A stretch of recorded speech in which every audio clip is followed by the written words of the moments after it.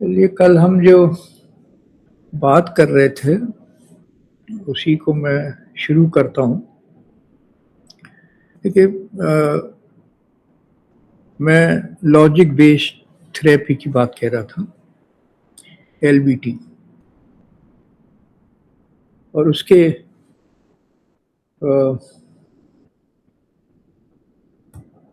Summarily जो मैंने बात की थी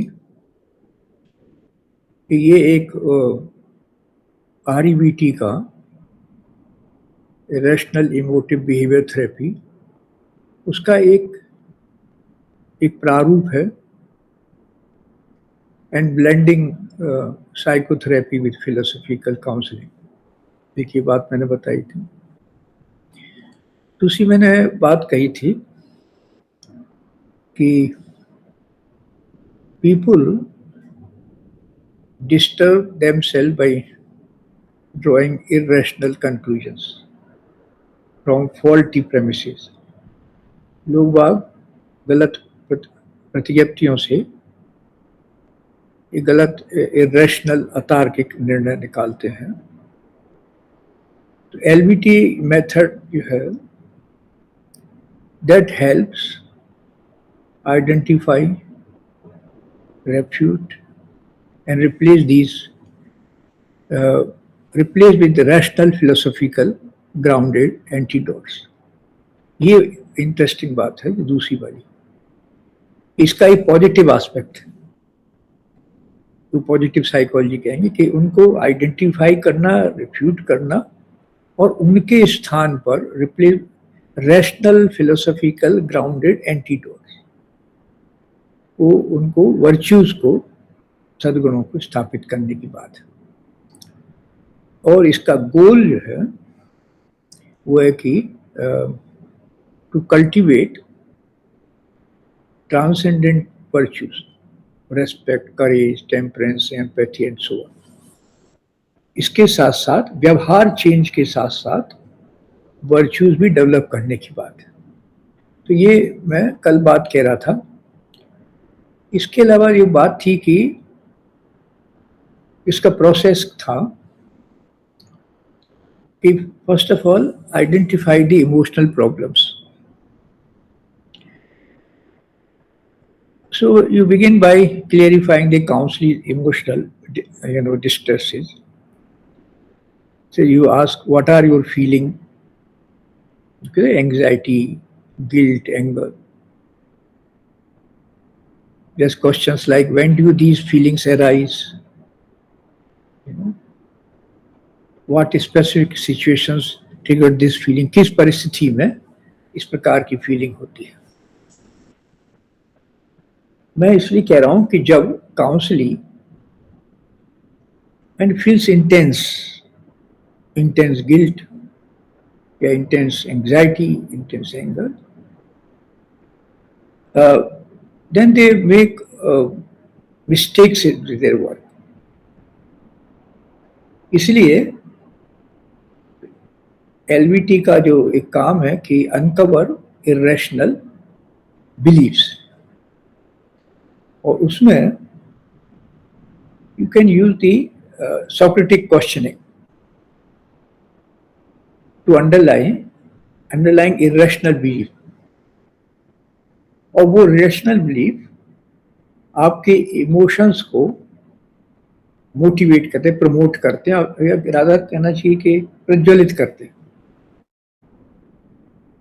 irrational beliefs, कल मैंने बताया कि कैसे इंटेंशनल ऑब्जेक्ट एंड रेटिंग की बात की थी।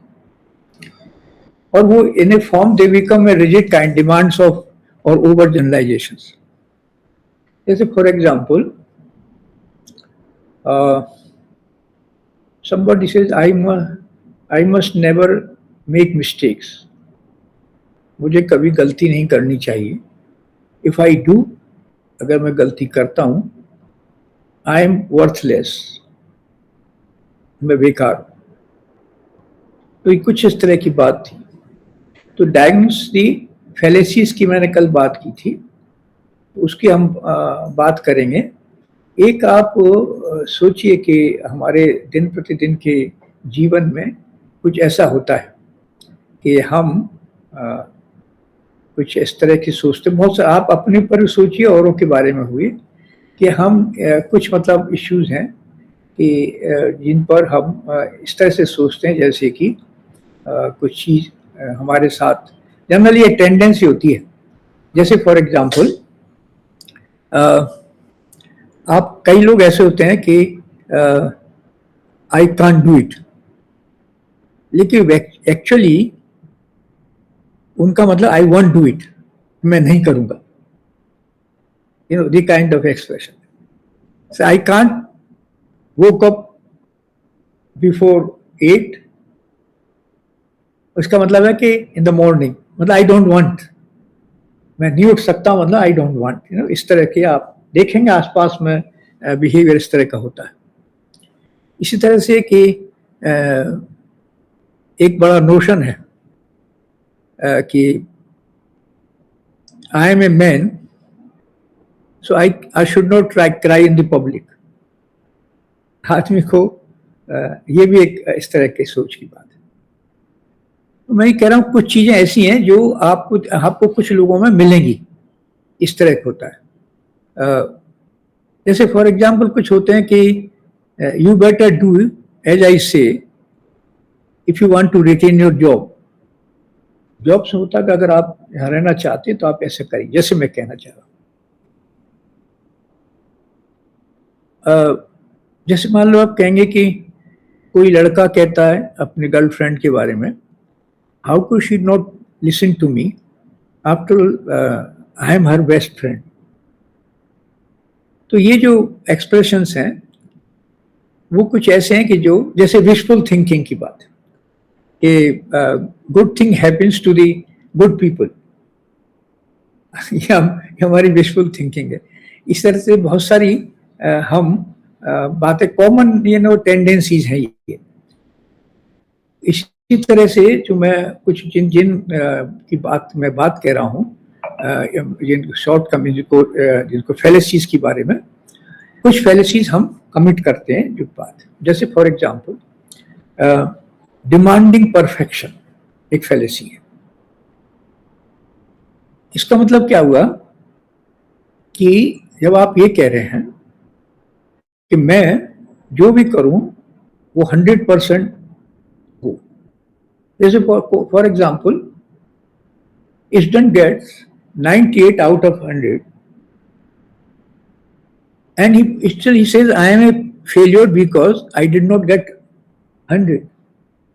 ये जो जिस तरह की सोच है ये फैलेसी, और ये इसी वजह से क्या होता है, आप यहाँ पर स्टोइक्स की बात करिए, जब मैंने पांचों बात कही कि कैसे प्रॉब्लम खड़ी होती है। So the unrealistic insistence on flawlessness, तो this is the meaning of demanding perfection.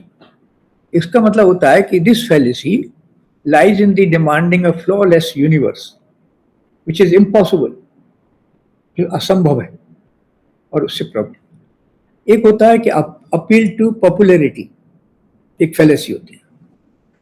तो बिलीविंग समथिंग इज ट्रू और good just because many people believe और डू नॉट बिलीव इट।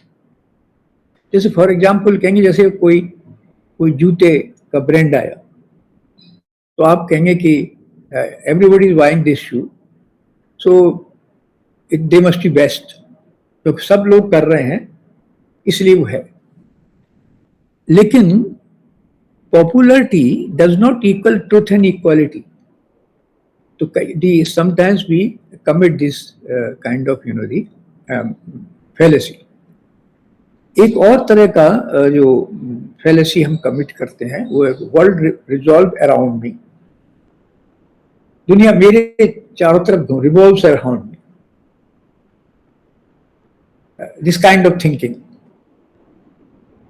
इसका मतलब होता है कि जब आप somebody imposing one's own values on as a universal, कि जो मैं कह रहा हूं, जैसे कोई आदमी कहेगा कि बहुत सारे लोग I am a vegetarian so no one should eat the सबको वेजिटेरियन होना चाहिए, या somebody says I don't like spicy food, so nobody should eat it. यानी मतलब क्या है कि ये fallacy है जो mistakenly assuming personal preferences are absolute standards. हम ऐसी गलती करते हैं कि अपने मेरे जो प्रेफरेंस है वो एब्सोल्यूट स्टैंडर्ड्स। इसी तरह से होता है कि एक और फैलेसी है जो जिसकी चर्चा की गई है, कैटास्ट्रोफिक रीजनिंग।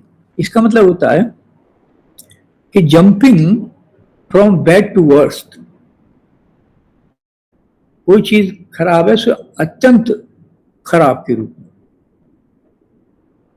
जैसे फॉर एग्जांपल आपको कोई डेडलाइन दी कि आप ये काम उस वक्त करें, और आप कहें कि I missed one deadline, so I will probably lose my job,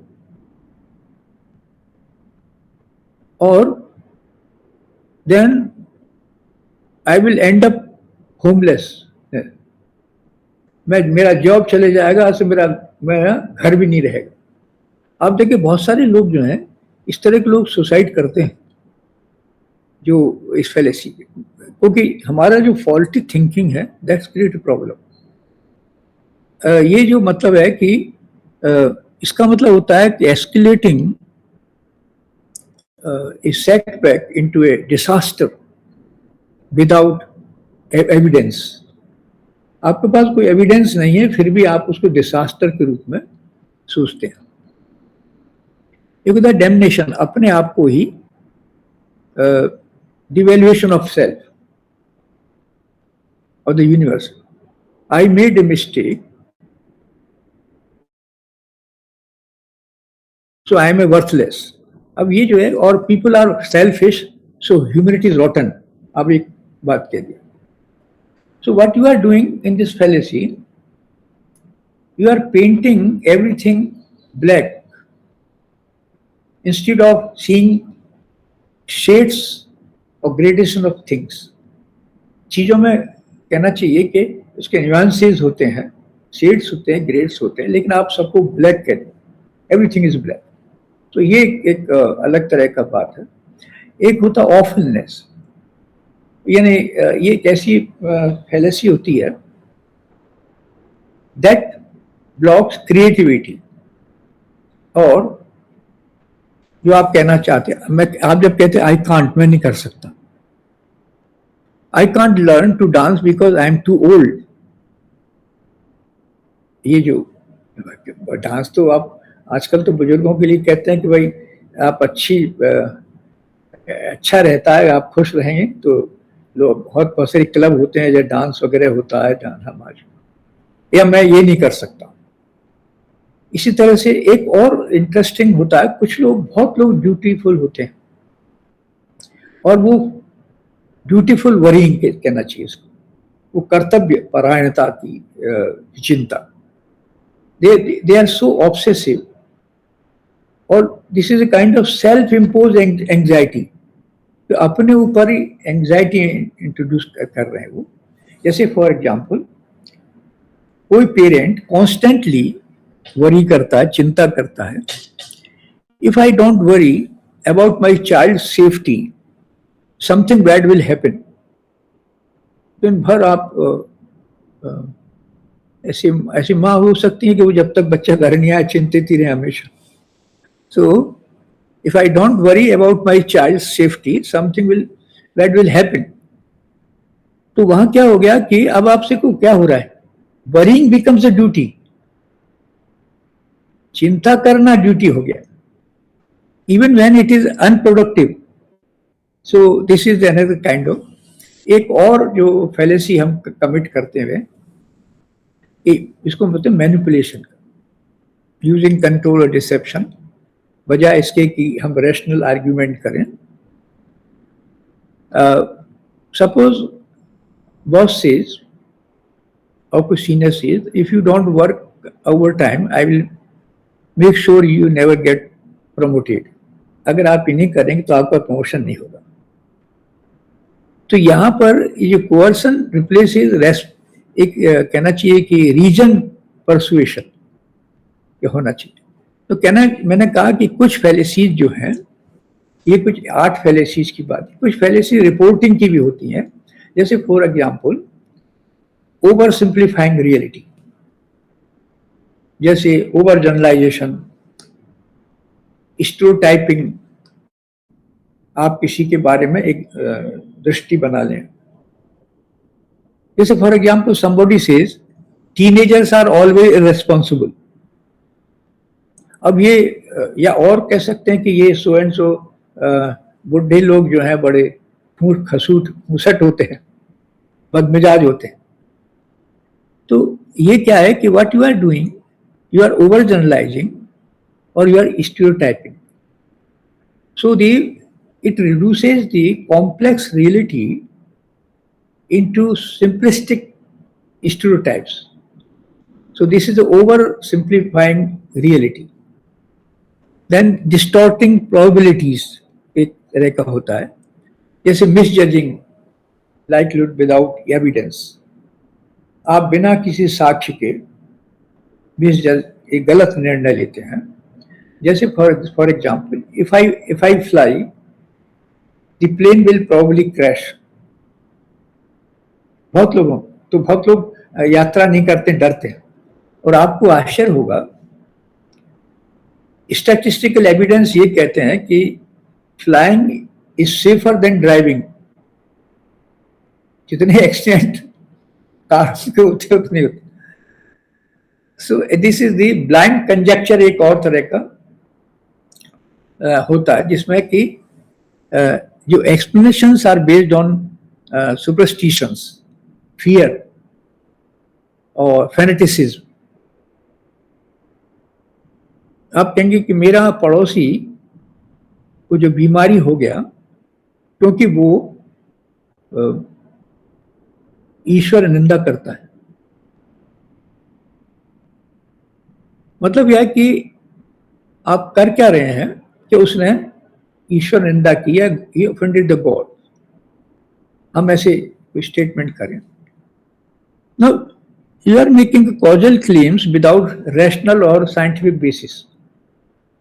So these are the 11 fallacies, and these fallacies are traps of extreme distorted thinking.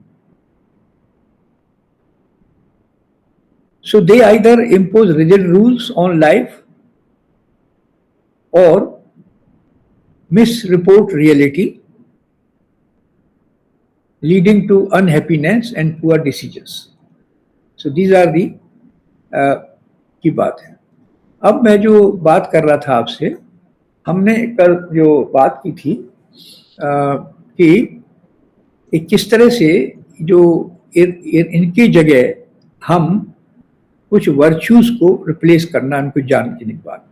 जैसे फॉर एग्जांपल ये हमने मालूम कर लिया चर्चा में, बातचीत में, कि ये फैलेसीज हो रही हैं, तो आप उसकी रिप्लेस करेंगे और उसके बाद में कुछ वर्च्यूज की बात करेंगे, रैशनल की बात करेंगे। तो कल मैं एक बात कर रहा था आपसे कि एक कॉन्सेप्ट था जिसको कि वेलनेस का कॉन्सेप्ट, जिसको मैंने कहा कि इन फैलेसीज को, क्योंकि जो मैंने 8 फैलेसीज आपको बताई थी कि ये जो फैलेसीज हैं ये एक्सट्रीम रूल्स बेस्ड थिंकिंग की बात है। और ये जो फैलेसीज हैं इनको एक्सपोज करना, क्लाइंट की फैलेसीज को, उनको रिफ्यूट करना, ये इस काउंसलिंग का काम है। इसलिए यहाँ पर आप देखें वर्च्यूज की बात है, विल पावर की बात है, और कॉग्निटिव डिसोनेंस जो मैंने कल बात आपकी की। जैसे फॉर एग्जांपल कि डिमांडिंग परफेक्शन, तो उसके लिए रिप्लेस करेंगे मेटाफिजिकल एक काइंड ऑफ सिक्योरिटी, इनके वर्च्यूज की एक लिस्ट दी करने की बात। तो मेरा कहने का मतलब ये है कि जैसे ये वर्च्यूज हम उनकी जगह रिप्लेस करें, और ये कॉन्सेप्ट कहाँ से लिया इन्होंने?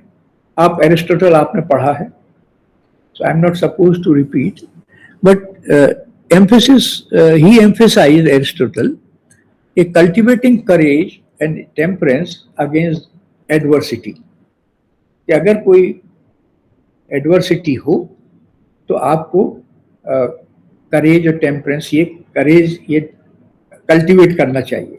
सो the idea came from there. जैसे कांट भी कहते हैं made respect the cornerstone of ethics, जो उन्होंने एथिक्स की बात की है. ऐसे स्टोइक्स की मैंने बात की. तो स्टोइक्स ने जो ये आइडिया लिया है वो सब पूरा एलबीटी ने जो आइडिया लिया है ये तीनों सोर्सेज से लिया है. और जो एंटीडोट्स की जो बात की, कार्डिनल फैलेसीज की जो बात की है, और विल पावर की कल मैंने बात की कि आपकी विल पावर जो है, मैं डिफाइन किया कि ये resisting doing something you strongly want to do, this is the power. So these are the will power, और इनका यूज होता है. अब आप देखें कि ये जो काउंसलिंग है एलबीटी, मैं कुछ एग्जाम्पल्स दूंगा और फिर हम लोग एक केस भी चर्चा करेंगे. इसके एलबीटी के जैसे कहा कि इसके 5 स्टेप्स हैं. जैसे मैंने कहा कि जब आप बात कर रहे हैं इसको, तो जब मैंने कहा कि ट्रांसेंडेंट वर्च्यूज की बात हो रही है रिप्लेस करने की, LBT transcend virtues and counteract faulty reasoning, यही मैंने बात की. दूसरा मैंने कहा कि जो it addresses फैलेसीज in foundational belief, उनके जो फाउंडेशनल बिलीफ्स हैं उनमें क्या फैलेसीज हैं, और इसका मतलब है कि, और दूसरा एक एम्पिरिकल व्याग है कि target errors in empirical reasoning, और इसका जो पॉजिटिव साइकोलॉजिकल एस्पेक्ट है, reframes LBT as a virtue cultivation system. So this is the important aspect of this LVT. LVT के कुछ केस स्टडी की मैं बात करूंगा, और इसके कुछ 6 स्टेप्स हैं LVT के. उन स्टेप्स को लेके हम लोग कुछ बात करेंगे. पहले तो मैं स्टेप्स के बारे में आपको बता दूं, फिर आसान रहेगा आपको. देखिए, जो स्टेप्स हैं ये कि जब भी आप, जैसे उसमें 3 स्टेप्स की बात थी ना, ABC, मैंने कल बात की थी. 5 स्टेप्स जो हैं, identify the irrational premise, this is the first step. Now counsellors helps client uncover hidden irrational beliefs or faulty premise underlying their distress. उनकी जो चिंता है, उनकी जो परेशानी है, उस परेशानी के पीछे जो फॉल्टी प्रेमिस है या गलत प्रतिज्ञप्ति है, उसको समझना, खुद समझना और क्लाइंट को मदद करना समझने में. दो अंतर है. मुझे ही नहीं समझना केवल as a counsellor, but counsellor helps the client uncover the hidden irrational beliefs, जो छपे हुए इरेशनल बिलीफ्स हैं उनको समझने में मदद करता है.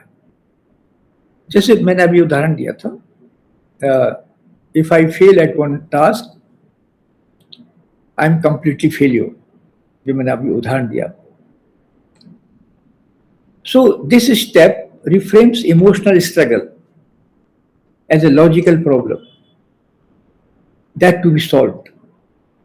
तो पहला प्रॉब्लम ये होता है कि जो identify the irrational premise, this is the first step of the LBT, कि जिसमें जो हिडन इरेशनल बिलीफ्स हैं,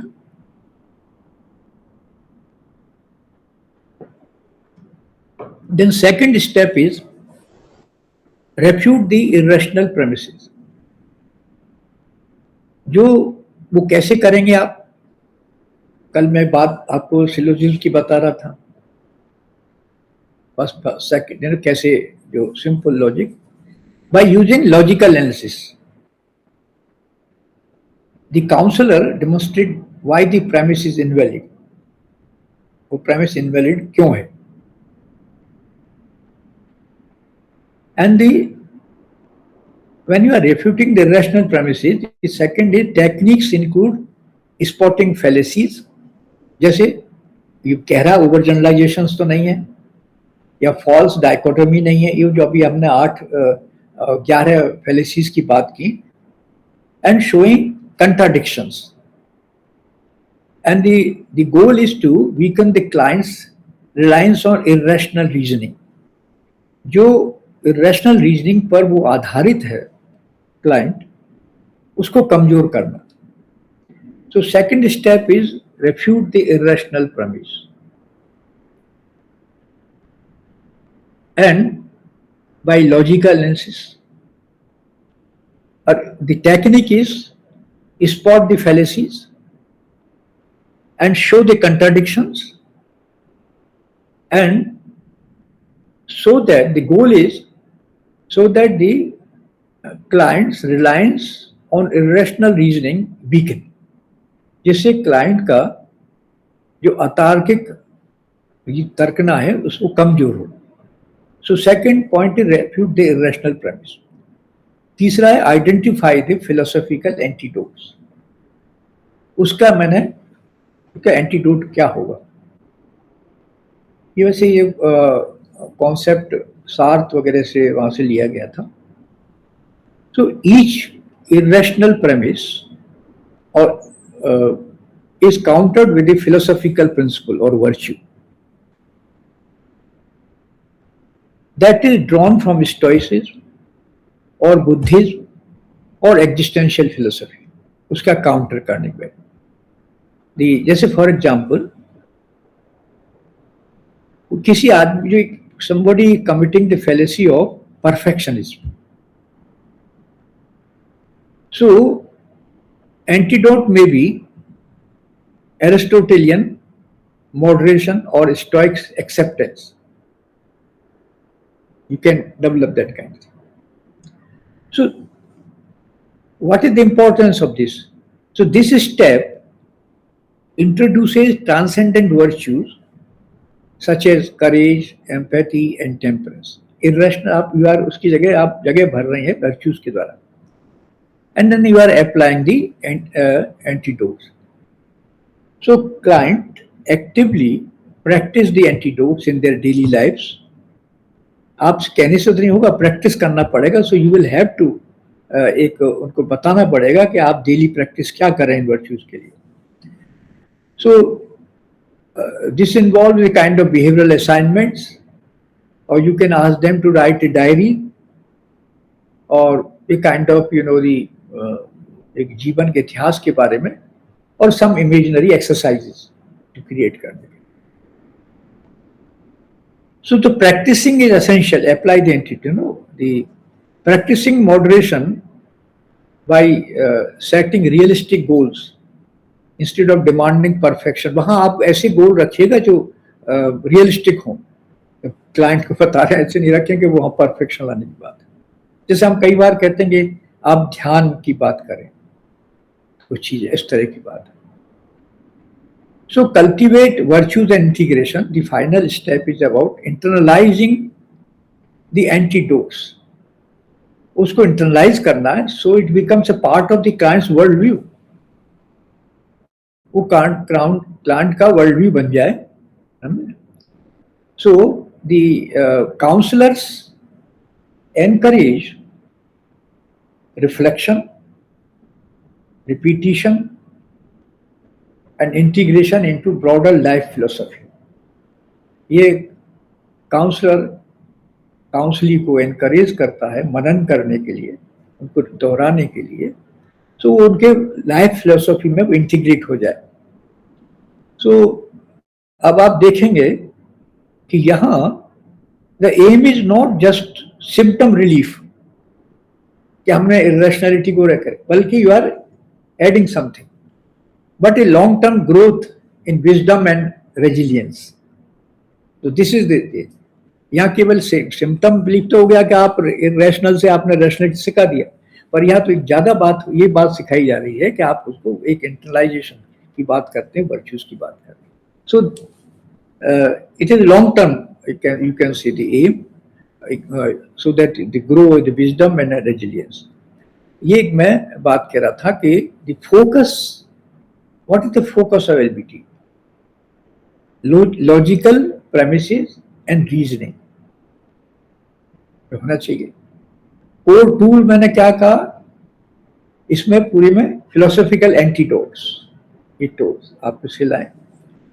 आप देखेंगे कि गोल क्या है. गोल है cultivate virtue and rational living.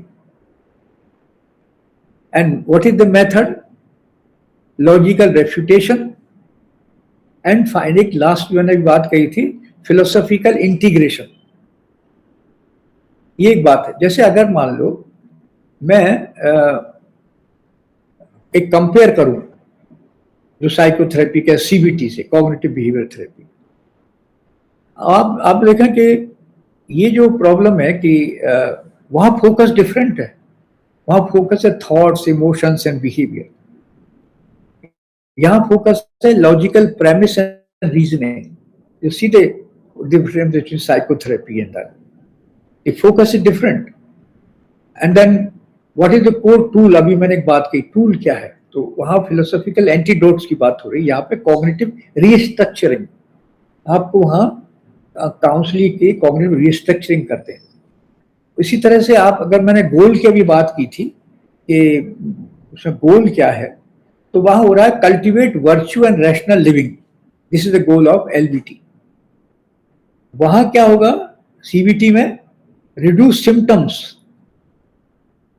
Symptoms को कम करना. और मेथड में क्या हो गया? लॉजिकल रेफ्यूटेशन और फिलोसॉफिकल इंटीग्रेशन. ये एलबीटी में होता है. वहां पर एविडेंस टेस्टिंग होता है, बिहेवियरल एक्सपेरिमेंट्स वगैरह सीबीटी में. तो ये अंतर है दोनों के अंदर. तो ये तो बात हुई. अब कुछ हम बात करेंगे कोई केस स्टडी को लेकर के, कुछ चीजें हम उसकी बात कुछ कर सकते हैं. जैसे कि मैंने एक बात कही थी कि बहुत सारे एंटीडोट्स की जो बात है, ये इस पर मैं इसलिए कह रहा था कि एंटीडोट्स का जो कॉन्सेप्ट है, ये सार्त्र एक बात कहता है और वो पावरफुल एंटीडोट्स की बात करता है कि faulty logic bye exposing bad faith एक है. मतलब वो कहते हैं बैड फेथ को, यानी सेल्फ डिसेप्शन को एक्सपोज करना, सार्थ कहता है. And he is insisting on a radical freedom. तो आप नोट करेंगे कि दिस आइडिया इज फ्रॉम, वहां से आप देख सकते हैं उसका सोर्स के कहाँ से आया. तो उसी तरह का काम यहाँ प्लस इसमें हम लोग एलबीटी में होता है.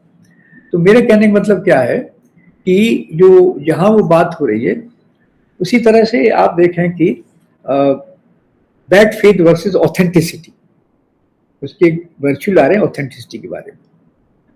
तो इस रूप में और जैसे मान लो रेडिकल फ्रीडम एंड रेस्पॉन्सिबिलिटी की बात करते हैं, तो ये इस तरह से इस बेसिस में वो एक एंटीडोट की बात करते हैं. एक और जो बात है कि केस स्टडी की मैं बात कह रहा था. सपोज करो कि एक कोई केस है जो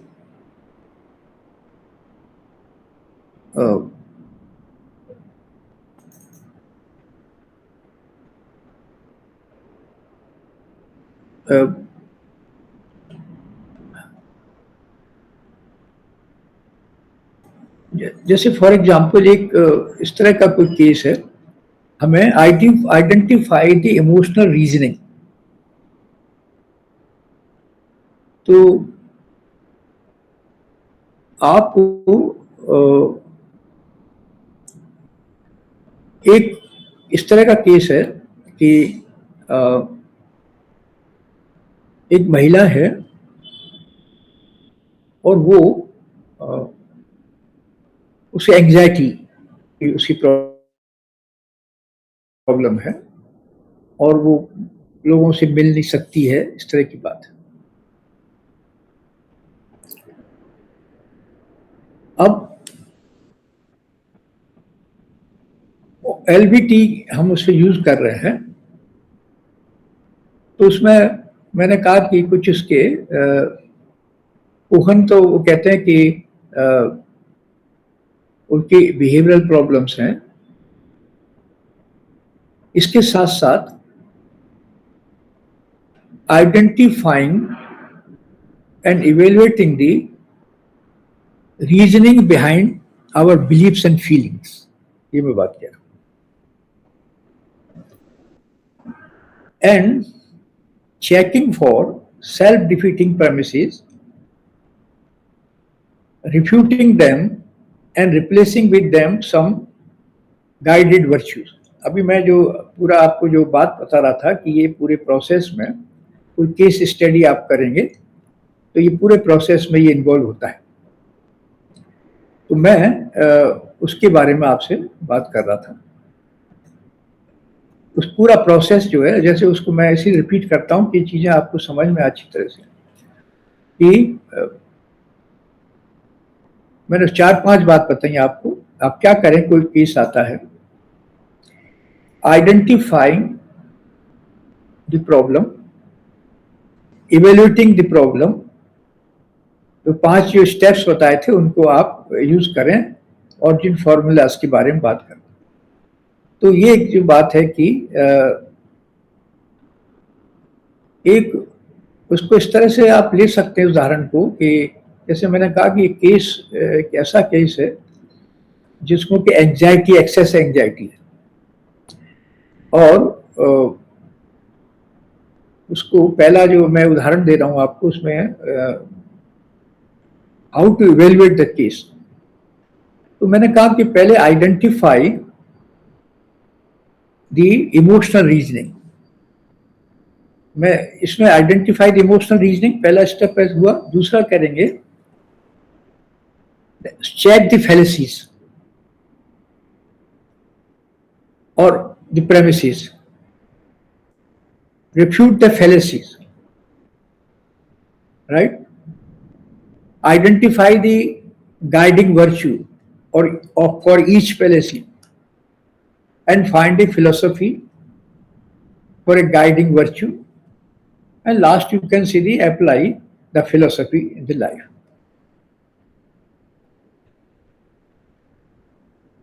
पहला स्टेप जो है आइडेंटिफाइंग द रीजन। आपने बात की, चर्चा की, देन उसको एक इमोशनल रीजनिंग को आपको एक उसकी को आपने मालूम की। मैंने कहा कि जो बातचीत हुई during dialogue with the Usha, when I have given the name Usha, or any you can give any name, then found that she is suffering from chronic worries, engaged about future events,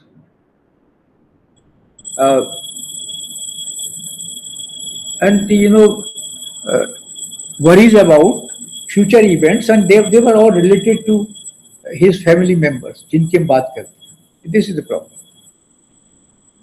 कि उसमें एक future के बारे में बड़ी चिंता है उसको, और she is worried about her family members are इस समय। और उसका विश्वास ये है कि she believes that her constant worrying can have a protecting function against things she is afraid of, और यू कैन से दी, वो कुछ हो नहीं जाए। मैंने पहले भी उदाहरण उस तरह का दिया था, वही केस में कह रहा हूं। आप पूछेंगे कि ये आपने कैसे मालूम किया, इन्फर किया। कुछ उसने बातचीत में जो बात कही, उसमें कुछ स्टेटमेंट दिए, उससे मैं ही बात मैंने कहा। Now she said, if I worry about worst, a future event that might happen, I will be prepared when I have to deal with it. And if I stop worrying about things and something bad happens, I will be responsible for it. अगर मैं चिंता करना छोड़ दूं कुछ हो जाए तो फिर मैं इसके लिए रेस्पॉन्सिबल हूं. अब आप देखिए कि साइकोलॉजिकल केस नहीं है इसके साइकोथेरेपी उसकी जो सोचने के तरीके की बात है. तो उस चर्चा में ये मालूम पड़ा कि इन कन्वर्सेशन कि शी वॉज हैविंग एंग्जाइटी. अब देखिए कि मैंने कल एक बात की थी कि इमोशंस के बारे में कि इमोशंस को कहते हैं E is equal to O plus R. So O means object, R means rating. ये रेटिंग आप कैसे इसको रेट करते हैं. अब उसी को आप अप्लाई करके देखें. Rule if O then R then O and they report the O and therefore R. आप लॉजिकली ऐसे इसको रखेंगे. So in the case of Usha, the intentional object is what she is anxious about. The object is intentional object. It's not. So in the case of Usha, the intentional object is what she is anxious about. Not being able to find solutions to future events that are perceived to happen and to be bad.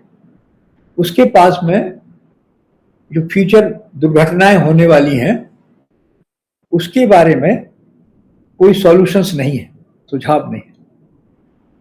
तो ये एक बात हुई, ये उसका एक object. ना rating क्या है? The rating reflects how Usha evaluates the intentional object being responsible if she fails to prevent bad things from happening. Now this is the rating, right? एक जो इवेंट ऑब्जेक्ट क्या हुआ और रेटिंग क्या हुआ. तो ऑब्जेक्ट मैंने कहा कि she is anxious about thing. किस बारे में एंग्शियस है? Not being able to find some solutions to future events that are perceived to be happen as bad. तो अगर भविष्य में कोई गलत हो जाएगा तो मैं क्या करूंगी? Now this is the object. और रेटिंग उसमें होता है कि इंटेंशनल ऑब्जेक्ट का I will be responsible, being responsible if she fails to prevent bad things from happening. So this is the rating. So rule is, if bad things happen, I will be responsible, making me bad person. This is the rule. If I do not worry about future events and people I care for, bad things will happen. And then conclusion, if I do not keep worrying about the future events and people I care for, then I will be responsible for bad things happening, which will make me a bad person. अब आप देखें कि ये एक analysis की बात है. The rule, if I do not keep worrying about future events and people I care for, bad things will happen. Then if bad things happen, I will be responsible, which makes me a bad person. अब सोचिए क्या argument चल रहा है. So I am not able to prevent bad things from the happening. So conclusion, I am a bad person. ये जो argument है, जो illogical argument, Now, this leads Usha to worrying constantly until she finds solutions to potential problems. जब तक वो समस्या समाधान नहीं हो जाए तो ये that will keep her anxiety in that way. And बातचीत में आगे बातचीत में जो बात हुआ, you can see they in a conversation, एक higher rule emerged from another statement that she made. She made an interesting statement.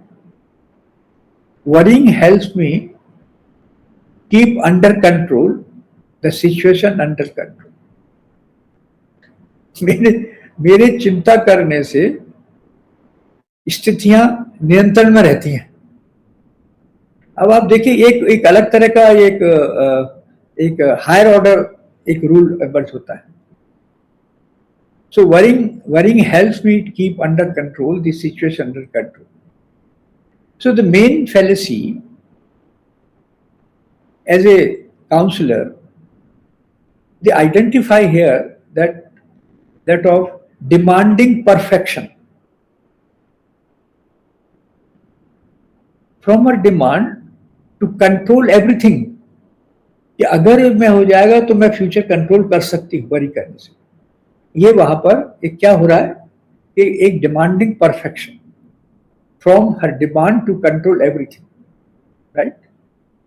Then we can add this higher premise to the एक प्रैक्टिकल सिलोजिज्म. सो उसको हम और एक practical syllogism के रूप में रख सकते हैं, वो है. अब आप उसी से मैं एक प्रैक्टिकल सिलोजिज्म की बात कह रहा हूं. I must control all things so that bad things never happen to the people I care for and myself. मुझे चीज़ों को नियंत्रित में रखना चाहिए जिससे कि मेरे परिवार के और मुझको के साथ दुर्घटना ना हो, बुरी बात ना हो. तो नहीं, वो उसकी कन्वर्सेशन में एक निकला था इसी बात पर. तो ब्रिजिंग प्रेमिस क्या होगा? If I must control all things so that bad things never happen to people I care for or myself, right? Then if bad things happen, I will be responsible again, which will make me bad person. The conclusion is the same, that will be. So rule 1 and conclusion, if bad things happen, then I will be responsible, which will make me a bad person. ये एक बात हो रहा है. देखिए वो क्या कह रही है. She is saying that if I do not keep worrying about the future events and the people I care for, and then or me also, then bad things will happen. अगर मैं केयर ना करूं तो ये बुरी चीज हो जाएगी, दुर्घटना हो जाएगी, कुछ हो सकता है.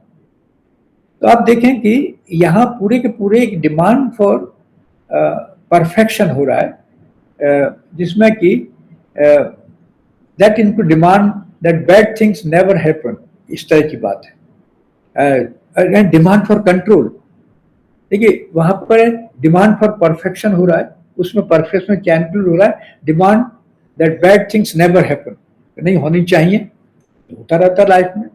एंड डिमांड फॉर कंट्रोल, कि हम सबको कंट्रोल कर सकते हैं. सो this is the interesting case जो एक वहां बात है. अब आप देखिए ये फेलेसी है और जो उस चिंता का कारण है. ऐसे केसेस में आता है, सिर्फ I do not keep worrying about future events and people I care for and I, then I will be responsible for bad things happen which will make me a bad person. ये जो conclusion में बात था. Now, what she is doing, bad things that would probably happen in how she sees future events. आपको future event कैसे देख सकते हो आप? तो and also perceived by Usha as a worst thing have ever, कि बुरी होगा. फ्यूचर कैसे देख सकते हैं और वो होगा भी तो बुरा ही होगा. देयरफॉर वो टेरिबली होगा, वो हॉरिबल होगा, ऑफुल होगा। दिस सी द इलॉजिकलिटी कि जो भी घटना होगी, पहली बात तो कि आप फ्यूचर कैसे देख सकते हैं, दूसरी बात यह कि जो होगा फ्यूचर में वो बुराई होगा। तो ये इंटरेस्टिंग बात है कि तो दिस इज द प्रॉब्लम, पहला चेक की बात है। दूसरा स्टेप था check the fallacies in the premises, right. So during the conversation Usha, some fallacies emerge in her reasoning. First cardinal fallacy, which were identified from what, वो ये था कि Usha needs to control events and people that are near to her, or can say family member or close member. So what she thinks that everything has to be according to her view. हर चीज उसके दृष्टिकोण से होनी चाहिए। देखिए ये एक fallacy हो रही है, that everything has to be according to her view of how the world should be. दुनिया कैसी होनी चाहिए, वो मेरे मेरे अनुसार हो। So this is because she thinks that something bad will happen if she does not have each in such control. अगर वो कंट्रोल ना कर पाएगी तो वो बैड थिंग हो गई होगा। तो एक प्रकार के विशेष circle you will find in her thought. So that goes aggravating the symptoms, और उससे symptoms बढ़ते हैं, difficulty बढ़ती है, everyday life, आप दिन प्रतिदिन के जीवन में ये प्रॉब्लम खड़ी होती है। And then the inevitably affect the negatively or negatively the mood of the Usha. So the fallacy in question is demanding perfection, right? So the second fallacy is that awfulizing कि मैं नहीं कर सकी. If she fails to control everything, it will be disaster. And something terrible, horrible, awful will happen. So, if Usha has not planned the days ahead, everything will go wrong. अब देख कुछ house wife होती है, पहली thing हमने बड़ा plan वे में रखा। So if she thinks, Usha thinks, she has not planned the days ahead, everything will go wrong. So in Aruna's case, or sorry, the Usha's case, one cardinal fallacy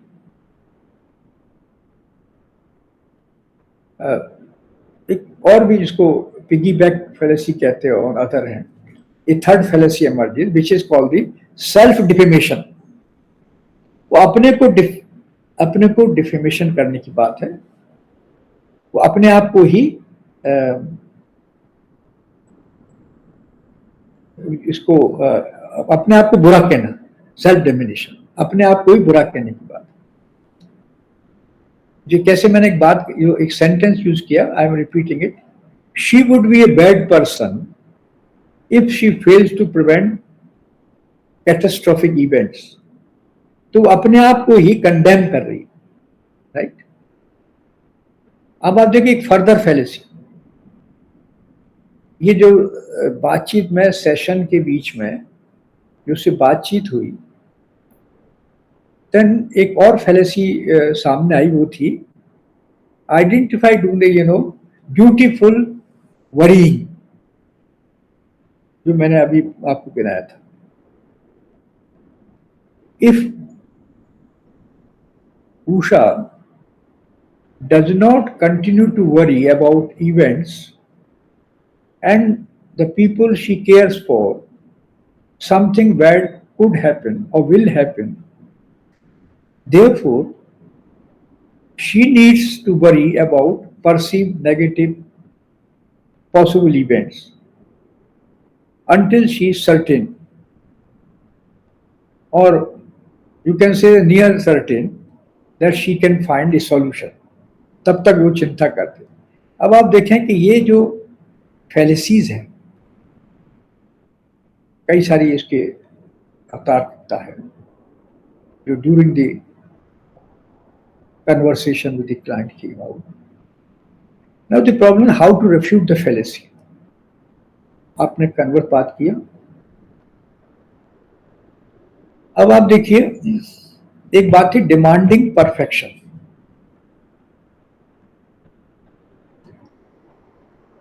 Demanding perfection, that bad things never happen, is an irrational way of reasoning that leads to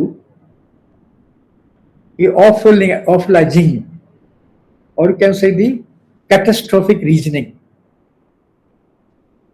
वो एक irrational तरीका है कि bad things will never happen और bad things never happen, ये सोचना एक प्रकार से एक irrational way of reasoning है. So for Usha, a negative event, remote or far-fetched, is perceived as a highly probable. उसकी रीजन जो होगा. In other words, what she thinks, the possibility of a bad event happening.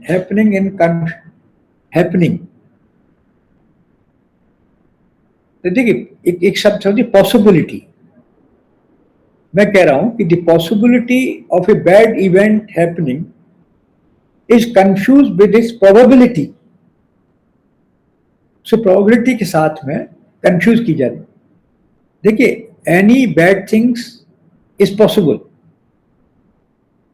But in spite of the possibility, Usha should ask herself, what is the actual probability? उसकी probability of this bad event becoming true, इस बात की क्या probability है? तो ये जो है इसको समझाने की बात है. So in Usha's case, demand for perfection, there is also the demand to control future events. The refutation is based on the fact that there are things in the external world that are not within human beings' control. Therefore, it is unreasonable to try to control them. This I am talking about how to refute the. So the counselor, I told Usha that she should replace her "it must" with "I prefer." It must happen. I prefer. मैं चाहती हूँ, वो अलग बात है. For example, instead of saying bad things must not happen, she should say, I prefer that bad things don't happen. So she was advised, replace her "it must" with "I prefer." So to demand that reality per se or Usha's hopes and desires is an error, as the world is not perfect. So the request is unrealistic. So it was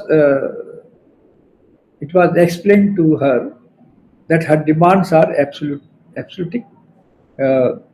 and unconditional, therefore contradictory. So in this instance too, the council recommended the Ushas stick with perfect preferences instead of inferring must, ought or should from her preferences. तो एक ये बात है. एक और जो बात थी कि Aruna's demands that bad things must not happen. As a consequence, triggers in her the necessity to control everything. वहां से आ रहा है वो हर चीज को कंट्रोल करना चाहती है. और that is also prompting in her a duty to worry. तो इसलिए so in real world to have certainty that an event will not happen is not possible as certainty. So certainty is not of this world. Therefore कोई चीज certain होगा ही होगा ये कहना मुश्किल है. Therefore the counselor recommended to Usha to try to settle our probabilistic world. आप probabilistic world की बात करें, because whether you like it or not, things in the material world is certain. Nothing is certain in this material world. So how the second जो third step था कि कैसे उनको illogically आप काम करें. Then the next is the identifying the guiding virtues and fallacy. I think ये काफी बड़ा केस है. I should stop यहीं, फिर मैं इसको शुरू करेंगे. मैं इसको मेरा पावर पॉइंट प्रेजेंटेशन हम डालेंगे, उसमें आप देख लीजिएगा और कि कैसे, यानी मैं बता दिया किस तरह से होता है ये, और आप एक कोई केस खुद कंसीव करें और फिर आप उसी तरह से एक केस आप कर सकते हैं. केस जैसे जिसको कि आप जैसे मान लो मैं आपको एक केस देता हूं, आप इसको सोचिए इस तरह से कि एक अनीता एक महिला का नाम है and the fear of rejection, ये उसके अंदर फेलेसी है ना, kind fear of rejection suffering from. Now I give what is the background of the case. Anita is 28 years old, professional, avoids social gatherings because she fears rejection. She believes if people don't like me, it means I'm worthless. So this belief causes anxiety and isolation. So this is the case, right? So what you have to do it? आपको करना है identify the emotional reasoning,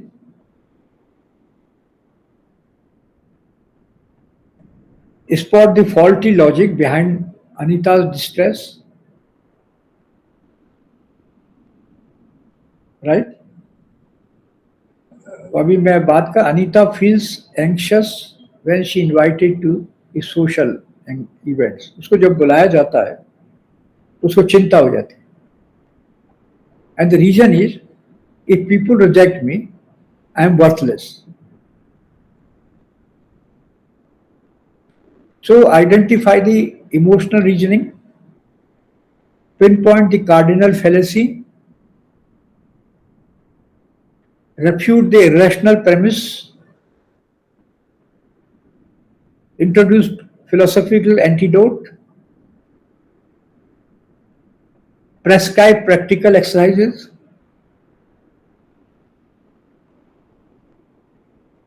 so that assimilate with his family.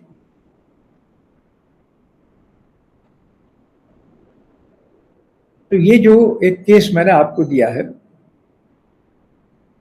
उस पर आप work करें, लिखें, है ना। मैं इसको तो पहले करूंगा इसको, और लेकिन आप इस पर सोचें उसी तरह से। देखो कैसे होगा, move from faulty reasoning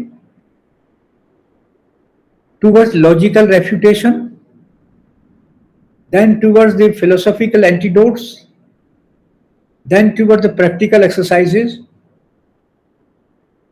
So this is the making in both analytical and transformative, right? So this is the case, और आप इस पर वर्क करें एक, ठीक है ना। तो नेक्स्ट टाइम मैं इस को बात करूंगा और मैं इसकी स्टेप्स जो है आपको, ठीक है। एक तो टाइम से आए तो ज़्यादा अच्छी तरह बात हो। चलिए, थैंक यू। कोई प्रॉब्लम हो तो आप लिख दीजिएगा। Thank you. Thank you. Thank you, sir.